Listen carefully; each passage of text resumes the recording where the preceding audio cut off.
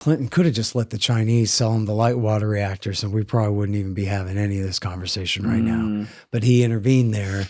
And so they went to the black market and they bought nuclear materials and designs, or nuclear equipment materials and designs from A.Q. Khan, the Pakistani nuclear scientist and arms dealer who had stolen all of his stuff from Urenco, which was a Dutch company that the CIA, by the way, let him steal all the stuff because they want to see where he went with it all. They let him steal it? Yeah, and then I didn't know that and part. then he was the father, one of the fathers of the Pakistani bomb. So Barack Obama comes in, and on the surface, like if we're just talking about action figures on the rack or whatever, like this one is tall, dark, and handsome and from the other party and the other part of the country, right? 1,000 miles away from north of the thing. So it's like, yeah, where Ron Paul is Texas Republican. He's like literally a 6 foot tall German stock Texas Methodist, right? He looks like he came out of the same cloning booth as W. Bush. Now, pardon me, we all know that W. Bush is the cousin of the Queen of England and has all this blue blood and all of this stuff. And Dr. Paul is the son of a dairy farmer. So that's very different. Right, but that's But not I'm saying the exterior. on the surface, Yes, right, exactly. on the surface, the average goofball couldn't tell these two apart when this is the real opposite of that you're looking for, where Barack Obama is just W. Bush in blackface and brings the exact same priorities and agenda, into practice when he gets sworn in. Yeah, that's a whole rabbit hole right there if we go down that. But I don't It's a tragedy. Yeah, man. I do want to get to the Iran thing. Maybe another time we can talk about the Obama-Bush overlaps. But I had said the first time I'd seen you was you talking about this on Piers Morgan as it was going down. And like, this is an active situation. Like right now, there hasn't been this enormous boots on the ground war that's happened in Iran yet. But effectively in June, when you see these attacks coming from Israel into Iran that, were backed by the United States, it's effectively creating in my opinion, a totally unnecessary risk of starting another one of these Middle Eastern conflicts. And it's the exact kind of thing that Donald Trump specifically promised on the campaign trail that he wouldn't do. So what the fuck, Scott Horton? I'm with you, man. All right. Here's the deal. America started helping Iran develop their nuclear program in the 70s when it was still the Shah's regime. Right. The CIA Shah regime. Yeah. Then it was mothballed more or less through the Iran-Iraq war. I think they started developing it. I need to go back and re-research because I forget exactly when they started construction on Bushehr. I know that Bill Clinton had the opportunity to stay out of the way when China was trying to sell Iran light water reactors in the 1990s. Now, a light water reactor produces waste that can't be refined into weapons fuel. So unlike a heavy water reactor, produces plutonium waste that with some effort can be refined, get the impurities out, and you can use that as plutonium-239 for fissile material for a nuclear bomb. And so Clinton could have just let the Chinese sell him the light water reactors and we probably wouldn't even be having any of this conversation right now. But he intervened there. And so they went to the black market and they bought nuclear materials and designs, or nuclear equipment materials and designs from A.Q. Khan, the Pakistani nuclear scientist and arms dealer who had stolen all of his stuff from Urenco, which was a Dutch company that the CIA, by the way, let him steal all the stuff because they want to see where he went with it all. They let him steal it? Yeah. And then I didn't know that and part. then he was the father, one of the fathers of the Pakistani bomb. And then he proliferated the equipment to North Korea, Libya, and Iran as well. I think he also literally had a meeting with Osama bin Laden at one point, if I'm thinking of the same guy. I don't know about that. I'm not remember. saying you're wrong. I'm not saying you're wrong. I'm There's not a saying lot I'm right I have either. not read. Hey guys, if you haven't already subscribed, please hit that subscribe button. It's a huge, huge help. Thank you. But so in 2002, well, I don't know. I'll go back. In 1979, there was a popular revolution there that overthrew the Shah, the American-supported dictator since 1953 in the coup of 53. Now, he was dying of cancer anyway, and his regime was falling apart. The Americans knew he was dying. So he fled and went to South America first, and they were trying to figure out what to do. And the CIA and State Department recommended to Jimmy Carter that he send the Ayatollah Khomeini home from France. He had been in exile in Iraq and then in France. And they said we should send him back and let him inherit the revolution. He has major factions of the revolutionaries support him. And we know this guy. He was part of a group of conservative clerics that helped agitate against Mossadegh back in 1953, who, by the way, they had also supported Mossadegh's rise to power before they decided to betray him. Wasn't that like Kermit Roosevelt? Kermit Roosevelt that did the coup in 53. Yeah. And so, but Khomeini had been part of a group that had helped agitate against Mossadegh then. So they said, we know this guy. We think we can work with him. So the CIA encouraged Carter to let the French put the Ayatollah back on a plane and send him home to inherit the revolution. 10 months later, the hostage crisis breaks out when David Rockefeller convinced Jimmy Carter to let the Shah into the United States for cancer treatment. And that caused the riot to break out and the seizure of the hostages at the embassy and all that. So that was not all one thing. The original revolution was in February. The hostage crisis was in November. Right. Anyway, I don't want to get too bogged down, but so the Ayatollah is, America supports Saddam Hussein in the Iran-Iraq war.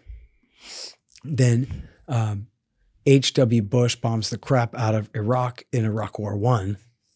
And then the Israelis insist that America stay in Saudi Arabia to balance against Iraq and Iran, since Iraq isn't powerful enough to balance against Iran anymore.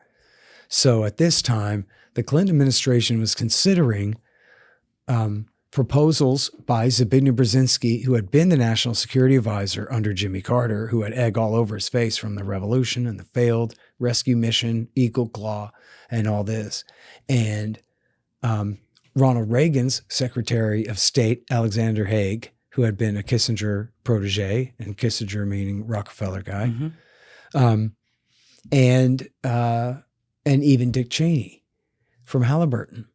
They all wanted to, who had been the Secretary of Defense under Bush Sr., of course, and then was CEO of Halliburton.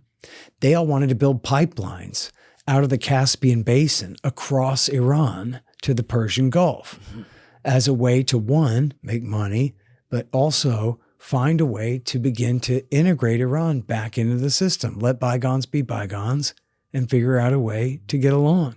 Dick Cheney said famously at the time that God did not see fit to put all the oil under friendly Western democracies. And we're just going to have to do business with these people. And after all, we're the USA. We can deal with the Ayatollah. And so they were all overruled by the Israel lobby, who said absolutely not, and insisted that instead America, which they did, build what's called the BTC pipeline that goes from Baku, Azerbaijan, through Tbilisi, Georgia, to Ceyhan, Turkey on the Mediterranean, and then ship the oil to Europe that way. That way we cut out the Russians and the Iranians and get that oil out of there. That was also why they supported the rise of the Taliban in Afghanistan in 1996, was because they wanted to build a pipeline across from Tajikistan, from Tajikistan or Turkmenistan, across Afghanistan to the port of Karachi on the Indian Ocean in Pakistan, which was abandoned by 98. But that was why they supported the rise of the Taliban in 96. Anyway, so point being, despite everything, all other things being equal, from all the aftermath of the ugly Iranian Revolution and failed rescue mission in 1979 and the Iran-Iraq war and all of that, even, see my confirmation bias, even Zbigniew Brzezinski and Alexander Haig and Dick Cheney said we can go ahead and get along with the Ayatollah now, everybody. But they were told and do no. business. But they were told no by Israel, said, no, we're not doing that. Why'd they say yes, sir? Clinton went along. Well, Clinton had hired a guy named Martin Indyk, who had worked for Yitzhak Shamir as a PR agent. As a PR agent. Yeah, and Yitzhak Shamir was a hardcore Likud party terrorist, murderer, and prime minister. And Indyk was an Australian Israeli and had worked as a PR advisor for Yitzhak Shamir. Then he comes to work for Bill Clinton and ended up becoming Bill Clinton's ambassador to Israel. Although, was he Israel's ambassador to the United States or the other way around or what? How does that happen? Like, how do you let that happen? And so, well, here's how they let this happen. Remember when we were talking about the neoconservatives earlier, I mentioned the Washington Institute for Near East Policy, WINEP. Well, that's literally a spinoff of AIPAC. They put up the money, the American Israel Public Affairs Committee. That's not true of every neocon think tank. That is the case with WINEP. That is literally a spinoff of AIPAC. And he's the founder of it. And he had been pressuring Clinton to adopt what they called, the Rabin government called, the dual containment policy. And Clinton was resisting until the Kuwaitis cooked up a fake assassination attempt against Bush Sr. Remember the lie that Saddam Hussein tried to assassinate Bush Sr. with a truck bomb in Kuwait in 1993. Based on that lie, Bill Clinton launched a massive cruise missile attack against Baghdad and told Martin Indyk, okay, go ahead, we'll do the dual containment policy. And Martin Indyk gave a speech at WINEP announcing the inauguration of the policy. And it was the Kuwaitis. I don't think the Israelis were involved in that as far as I know. But it was just a whiskey smuggling ring that they just embellished into this plot against Bush because Clinton had idiotically announced, I'm considering bringing Saddam Hussein in from the cold. When like, no, dude, you should have played those cards way closer to your chest. Right. And made that, guess what, everybody? We're friends with Mao now kind of moment like Nixon did. Right. And so instead the Kuwaitis, and guess what? Everybody knows the story from Iraq War I in 1990 during Desert Shield. It was the daughter of the Kuwaiti ambassador who testified to Congress that she had seen Iraqi soldiers take babies and premature babies and throw them out of their incubators and leave of the Kuwaiti hospital, Kuwait City Hospital, and leave them on the cold floor to die just to steal their incubators. And this was a major propaganda point that they used to get us into Iraq War I. As this crying young girl, oh, they took the incubators and threw the babies on the floor. Not only was it not true, she was never even a nurse and wasn't even in Kuwait at the time of the invasion. It was 100% fake. There was not even a kernel of truth to it. Didn't stop Amnesty International from saying that it was true too, though. And it became a major piece of the propaganda to launch the war and to get people's acquiescence to build up for the war in 1990. Well, it was her father was the one who put her up to that. He was the same guy who told the story of the fake truck bomb assassination plot against Bush Sr. in 1993. Oh, they don't even hide it. They don't even hide it. It's all in Case Not Closed by Seymour Hersh in The New Yorker. And which, by the way, I was paying attention I was still a high school kid, but I was paying a lot of attention at that time. And I have to tell you, that story that the assassination attempt had been debunked did not get around. And in fact, I think Bill Hicks knew about it because Bill Hicks did emphasize in his joke, he says, the alleged assassination attempt against Bush Sr. And he did refer to the Iraqgate scandal and stuff. I think he may very well have known, how fake that was. By the way, they murdered a famous Iraqi artist named Layla Al-Attar in the strike. That was an accident. But people wondered about that because she had decorated the floor of a hotel lobby with a tile mosaic of George Bush so that you could walk all over his face when you walked into the lobby. And then probably wasn't her brightest moment. Yeah, and then they accidentally killed her with a Tomahawk missile for it. Yeah. Those accidents tend to happen when you do things like that. Yeah, this is like a month after Waco. And Bill's like, man, I haven't had any blood to drink in a while. Kill me some woman for doing a mosaic I don't like. Pull that number up.